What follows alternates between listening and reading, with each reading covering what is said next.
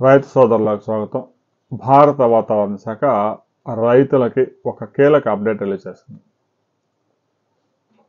ఈశాన్య ఋతుపవనాలు ఆంధ్రప్రదేశ్లో ప్రవేశించాయి. ఇక నైరుతి ఋతుపవనాల నిష్క్రమణ పూర్తయిపోయింది. ఆ సీజన్ క్లోజ్ అయిపోయింది. ఈశాన్య ఋతుపవనాలు కూడా ప్రవేశించాయి. వాటి ప్రభావంతో రాబోయే 48 అవర్స్లో విజయనగరం, విశాఖపట్నం, శ్రీకాకుళం, ఉభయ గోదావరి, కృష్ణా, గుంటూరు జిల్లాల్లో మోస్తరు వర్షాలు, 1-2 చోట్ల భారీ వర్షాలు కూడా నమోదయ్యే అవకాశం ఉంది. ఇక తెలంగాణలోని ఆదిలాబాద్, నిజామాబాద్, కరీంనగర్, ఉమ్మడి ఖమ్మం, హైదరాబాద్, సంగారెడ్డి జిల్లాల్లో 2 నుంచి 3 సెంటీమీటర్ల వర్షపాతాలు నమోదయ్యే అవకాశం ఉంది.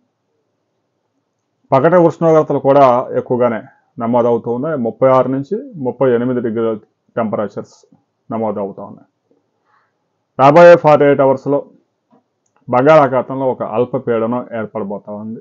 దానికి సంబంధించిన ఇమేజెస్ ఇప్పటికే కొంత క్లారిటీ వచ్చింది. ఇంకా కొంచెం క్లారిటీ రావాల్సి ఉంది. సోమవారం నాటికి పూర్తి పిక్చర్ రిలీజ్ అయ్యే అవకాశం ఉంది.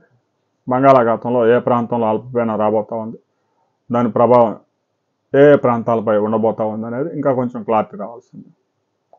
ఇప్పటికే రైతు సోదరులు కొన్ని ప్రాంతాల్లో ఖరీఫ్ వరి హార్వెస్టింగ్ చేస్తూ ఉన్నారు.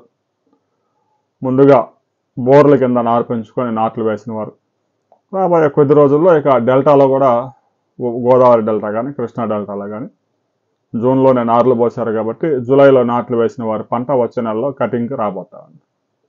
రైతు సోదరులు కూడా జాగ్రత్తగా ఉండాలి.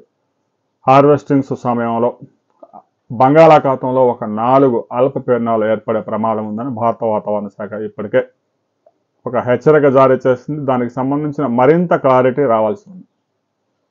అమెరికాకు చెందిన నోవా సంస్థ కూడా అలాంటి రిపోర్ట్ ఒకటి రిలీజ్ చేసింది. రాబోయే 48 అవర్స్లో మాత్రం 2 తెలుగు రాష్ట్రాల్లో మోస్తరు వర్షాలకు అవకాశం ఉంది.